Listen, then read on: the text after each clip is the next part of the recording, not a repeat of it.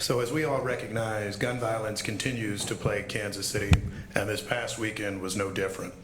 We come together today to share a few distinct and clear messages. First, that all agencies in Kansas City are working together to address our gun violence challenges. The police department, our county prosecutors, led by Jackson County Prosecutor Gene Peters Baker, and the city of Kansas City. As we have for some time, we look at several principles on how we can fight violent crime: prevention, intervention, and enforcement. Over the Memorial Day weekend, not only did we have hardworking KCPD officers out investigating the crimes, talking to living victims, talking to witnesses, we also had violence prevention experts who were working as well, including from organizations such as Partners for Peace, Combat, Aim for Peace, and other community partners that are actively engaged and will continue to be engaged as we move forward. On the prevention side, we are working in every community of Kansas City to make sure that young people know that there are alternatives to violent crime, to make sure that we have invested in substantial activity throughout the summer, including programs such as Mayor's Night Hoops, including internship programs through the city, and more than anything, engagement with community leaders. A few events that I'd like to note in particular include an Oak Park Neighborhood Association resource fair that will be held on Prospect Avenue between 34th and 35th Street. As you've likely heard, we have been challenged so far this year at 35th and Prospect with a number of different shootings and other activities. This block party taking place on Friday, June 2nd from 5 to 8 p.m. at 34th and Prospect will allow us an opportunity to have engagement both with officers, with community leaders, neighborhood leaders like Pat Clark and others, to make sure that people know that there is an alternative and that we are out there and that we are working to help prevent violent crime in our community right now. In addition, the Kansas City Police Department will hold an old school block party in South Kansas City in the Ruskin Heights neighborhood on Saturday, June 10th from 12 to 3 p.m. That will take place at Sycamore Park. The areas that we have chosen are on purpose. That is so that people know that whether you're in South Kansas City in Midtown, the East Side, elsewhere in our city, that we are fighting and that we are working to make sure that we will have violence prevention specialists and violence intervention specialists everywhere we go. This group has been in front of you a few times, and there are a few reasons for that. One, we will never stop working to build a safer city. Occasionally we get asked a question and they'll say, well, you've announced other ideas, you've taken other efforts. Well, here's the thing, we won't give up. We will not give up until Kansas City is a safer city. And right now, we have a whole lot of people working to make sure Kansas City can become a safer city. Let me say this about the police department, and yesterday I got to experience some of the work that they're doing in connection with this. There have been people at the Kansas City Police Department who have been working nonstop through the weekend and through the week to make sure that we can find those who are the suspects for these crimes, to make sure that we can track down and keep people safe who may be at a risk for retaliation. And our officers of the Kansas City Police Department are working closely, nonstop, with community actors in their community engagement division, our social worker program at KCPD, but also those in the Partnership for Peace program and other community advocates to make sure that we have people talking to everyone who has been touched by violent crime. That includes parents of crime victims, associates, families, and beyond. We will not give up, and we will never give up on making a safer community. We recognize what I've now talked about for 4 years, that this city faces an epidemic of gun violence and of violent crime. We will continue to address it, and we will continue to fight it each and every day. One way that I think we are doing better today than perhaps we have done in the past is that everybody is working together and on the same page in how we can do better. A leader in that is someone who has been at this for a little longer than my chief and I, but somebody who continues to be a strong leader in how we can make sure that we're finding justice for victims and find peace in more of our neighborhoods. And that's our Jackson County Prosecutor, Gene Peters Baker. Good morning, everybody. I'm going to be brief this morning. What the mayor just reiterated about us, those standing around this podium, is that we acknowledge it was a very hard weekend for Kansas City.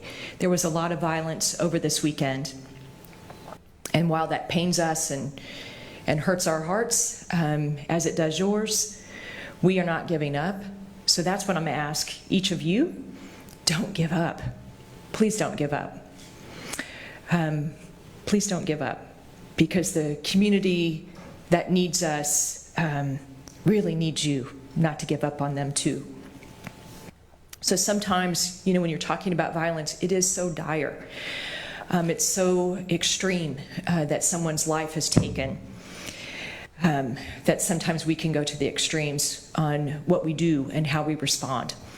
So the three of us, along with multiple community partners, are going to continue to engage in this and engage again and keep engaging. We won't give up as long as you don't. And I will say, one of the things I wanted to talk about today is custom notifications. That is something that this city started engaging in a number of years ago. We fell off from doing it. A custom notification is simply a lot of what it sounds like. It is a multidisciplinary team that goes to the home of someone that we believe is engaged in violence. Sometimes we'll engage that individual's family members as well. Whoever's willing to talk to us, we're willing to talk to them. And I want to give you just some of the messages that we give when we go on these custom notifications, the messages that I give when I am lucky enough to go out on those events. The first is pretty simple and basic, but shooting people, it's wrong. It's wrong. It always will be. We let people know why they're on our radar, that we didn't come to anybody's home by mistake, that they didn't find their, this multidisciplinary team of a prosecutor and police and community members on their doorstep by mistake. And that we remind them that there will be consequences. There'll be consequences if the shooting doesn't stop immediately. But beyond telling them that we want the violence to stop, we also tell them this: we need you. We need you. We need you alive. We need you out of prison, and we want you to succeed. I want to say that again because it's so important. The folks that we're talking about, we need them in this community. We need them alive, out of prison, and we want them to succeed.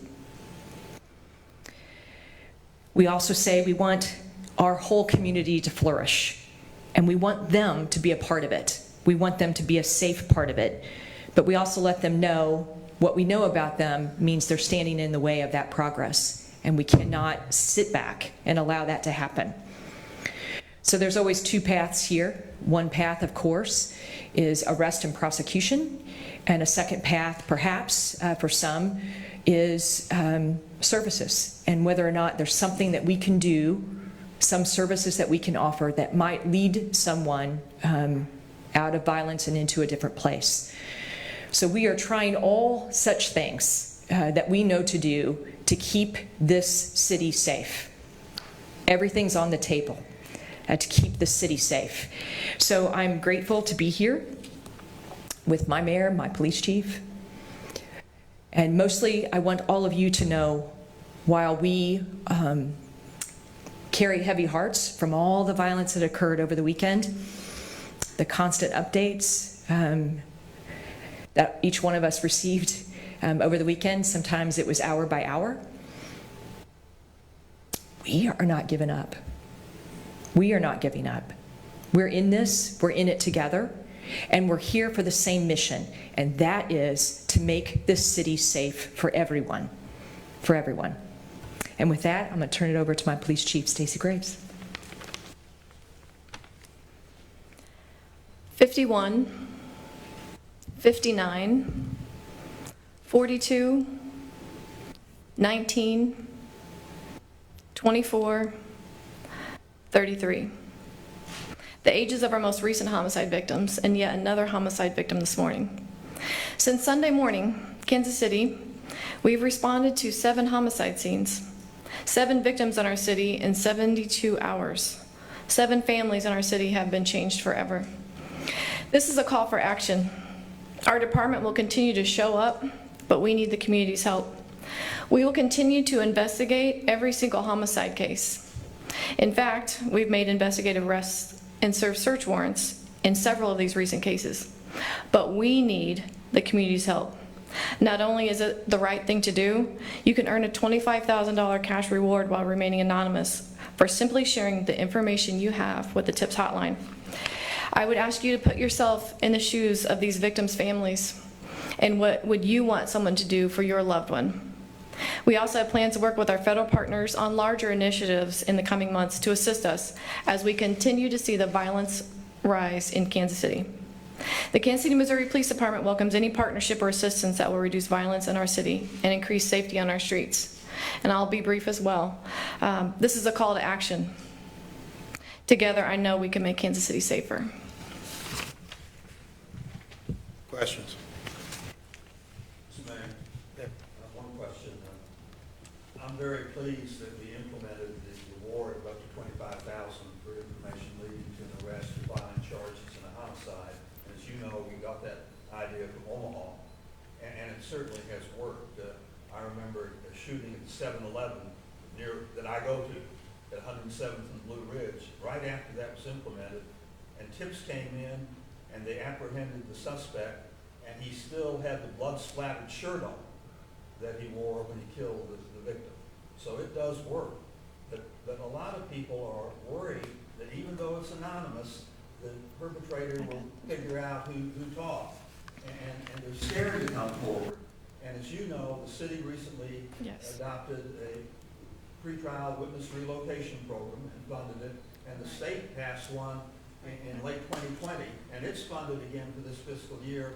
So I wonder if maybe on the press releases that your media unit sends out about the $25,000 reward in homicides, if they could add like 5 words, pretrial witness protection is available, because I think that might help people come forward and feel safe in doing so. Yes, so for those of you who may not be completely familiar with what Mr. Sharp is saying, the city, and I don't want to speak for the city, but there was a city ordinance that was passed earlier this year offering funds to be available for witness relocation and other witness services. In addition to that, the Kansas City, Missouri Police Department does have access to funds provided by the state of Missouri that is also used for different types of assistance to victims and witnesses of violent crime that include everything from witness relocation to even assisting with something like changing the locks on doors. So we do have some of those funds available to assist, and we do actively use those. Other I just questions? hope we can let people know. Absolutely. We will do that. Chief, were there any commonalities that you saw in any of the homicides, not in terms of a pattern, but any commonalities were, family gatherings or people just trying to settle scores or Each one of these are different. And, even with the inclusion of the homicide in the Northland, they're happening all throughout our city in various circumstances. And as I said earlier, in varying age ranges. Some of them are conflicts. And that is one problem in our city, that a lot of our Kansas Cityans are resorting to violence to settle conflicts, and we have got to change that. Any other questions? How hopeful are you guys about some of these new initiatives like KC 360 affecting change sooner rather than later? I know these programs often take time. When can we start seeing results of something like that? Well, a few different thoughts with that. First, I think we are already seeing results with several of our programs. When we look at our Partnership for Peace program, they are out doing clear prevention and intervention work. To the last question, a lot of our conflicts are sometimes beefs that have just started anew, but often they're retaliation for a past offense and people going back and forth. So it doesn't sound too kind of pie in the sky. What we are doing in many situations is somebody who may get shot, right? Somebody who's been engaged in something, we are letting them know there is another path. And instead of actually just staying in the same game, staying on the same streets, waiting for somebody to catch up with you, we have a pathway that is an alternative. And to Mr. Sharp's question from before, that alternative can be, we can try to get you relocated somewhere. We can try to get you resources. If you're saying, well, heck, I need to go to this one spot every day because that's where my job is, or that's where the person who watches my kids are, we can try to find those alternatives for you.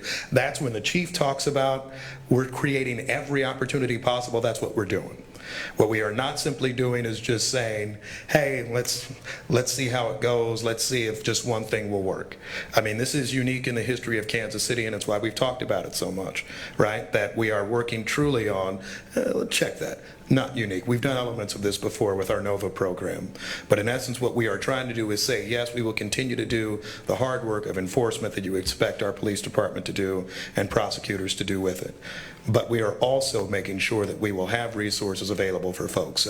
So we are seeing results so far. The problem is that we are also seeing what appears to be an increased volume of these conflicts. And I will note that's not just in Kansas City, Missouri alone. This past weekend, we saw homicides in other communities in this region. I think all of us are having a real moment of crisis where we need to say, how can we first get people to put down the guns and not use those to resolve conflicts? And a very simple ask that I will have that may fall on deaf ears, but we have to say it, just don't bring your guns out with you for the night. If you're going out to the club one night or you're going out for entertainment, your gun really isn't going to actually end up making the situation safer. And we've seen that time and again. So that's one step that we're doing. Another step we're trying to do is instead of telling people, just talk to us, just trust us, just believe us, we're saying we are here to help you in the ways that we can do that. We have resources to help you. For once, we have funding actually to help you, and the many community organizations that are doing this work.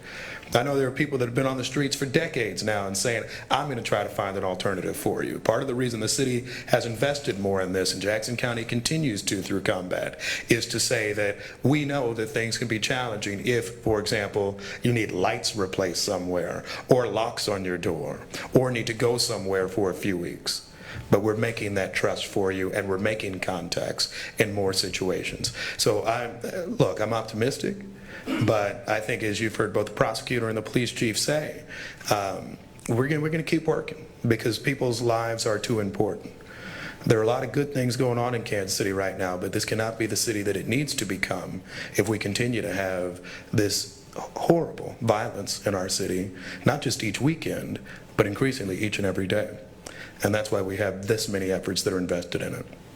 Chief, you mentioned a call to action. What exactly do you mean by that? Could you elaborate on that, please? Yes, for Kansas City to come together to stop violent crime, and a call to action also to those in our community who may know something about some of these homicides, to either call the TIPS hotline or call police. That way we can help solve these crimes and get violent offenders off the street. Is there a question over here? A couple of weeks ago, you had a press conference with a lot of individuals and announced this effort. So far, what is your assessment of how that is working? It appears that, we had a massive uptick in violence in the past few weeks. What does that do for the citywide violence reduction? I think that just reinforces our efforts in moving forward and continuing to work hard in Kansas City to try to curb violent crime. Guys, we can take two more. Pat? Mayor, Oh, Mayor. Chief, what do you say to a black community that is responsible for 85% of our homicides? You know what I'm saying? I'm talking about the one that know the killers as well as the victims before it happens. You know, what do you say to them? Because we're pretty much the reason why we are here anyway. You know, it's happening, and we know this stuff is happening before it happens. So what do you say, man? Because most people blame the police, slow response, but the police didn't shoot anybody. You know what I'm saying? They blame the police because when they get to the crime scene, I can't go into the house. You know, these are things and conversations that we need to have because people just don't understand, especially when you go through it, you're going through it, when you get that call that your baby has been shot, and you get there and you want to go see him, but that ain't the time. So Yeah, I mean, I think I would say this directly, not just to the black community, but to any community, right? Our goal needs to be to save lives. And so, look, my days are politics, right? I can talk about politics or policies or everything till the cows come home. The real story is folks need to start doing things that can help save the life of somebody else. If you are grieving a teenage friend of yours, but you know who shot them, and you know where the retaliation may be coming, you're not saving any lives. You're not protecting anybody. You're just letting this to perpetuate. And so what we need to do and get a focus in is get beyond the past, the battles, the friction, and frankly, I hope that this is modeling something, right? The three of us, or our predecessors, haven't always been here together, standing next to each other, saying that we are going to work hand in hand to come to solutions. And I would hope that whoever in the community knows what's going on says, you know what, maybe I need to talk to somebody. And if that somebody is the police, wonderful. If you say, I don't talk to them, then we have intervention specialists out there too. If you don't talk to them, talk to a community leader. Talk to somebody who's a neighborhood leader. Because we need to make sure we're saving lives. There were a number of people shot last weekend in Kansas City, right? And there are a lot of people that are associated with those folks. The whole goal of what we're trying to do now is to make sure, frankly, that those folks who are associated with them don't become victims and don't become assailants. And so what I would say, particularly to your question, to the black community, but I say this to everybody, let's break that cycle. Let's break that cycle of violent crime right now, here early in the summer, as opposed to everybody doing the usual stuff. And y'all know the usual stories because y'all do this all the time. We're going to meet again when we have our 100th homicide in this city. We're going to meet again when school starts and there's a kid who's killed. Why don't we actually get in the way of that? Why don't we actually say right now, this is what the chief is talking about in the call to action. Why don't we actually say, you know what, we don't want to just get there. So whatever your block is, whatever your neighborhood is, whatever your sphere of influence is, say that, you know what, maybe if I can save a life by making sure that somebody else doesn't get shot as part of this, whatever's going on, then I'm going to do it. If I can save a life by making sure I'm not escalating and bringing my gun out for a night out, then I'm going to do it. And if I can save a life, and this goes to everyone in this city, in this region, if I can save a life by actually locking up and securing my firearm so that when I get robbed, it isn't being used in a crime down the line, then I'm going to do it. Last one, guys. What can we do? If anybody that's from the community, because it takes somebody from the community to really bring the community together. How will we go about getting the police department to help the community come up with things to stop the violence? Because it has to be a partnership between the community and the police to really stop it. I agree, but I really think that it's going to take a whole citywide approach to violent crime, which is what we talked about 2 weeks ago. But the police department stands ready. In fact, you have Major Kari Thompson standing right behind you, and we're here. We show up.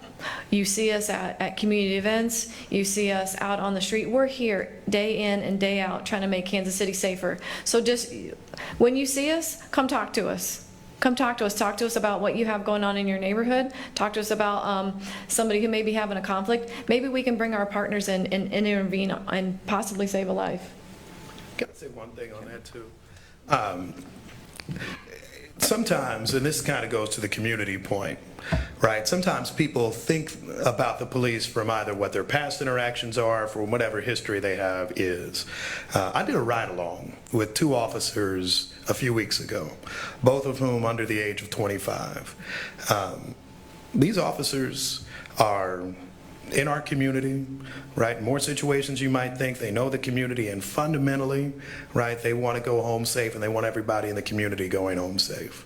So what I might say is talk to them, give them a chance anew. And if you can't do that, then talk to some of the other people that we have flooding the community right now. We have the prevention people and the intervention people for you to talk to. We are making every effort to make sure we're building those relations. So particularly if you're somebody who is a neighborhood leader or somebody who purports to be a leader of some group, right? I have some responsibility on you too. I'll put that on myself. We put it on ourselves. But I may say in some situations, you may know who to talk to. And we can find that resource, because what we are talking about now isn't statistics or anything like that. It is saving a life. The chief started out with this, right, when she read those ages. So there is an 18 or 19-year-old who's got a family, who's got a mother, who's got all these other folks that are grieving today, right? Why don't we make sure that there's not another one 2 days from now, 5 days from now? And that's what the call to action is all about. Thank you.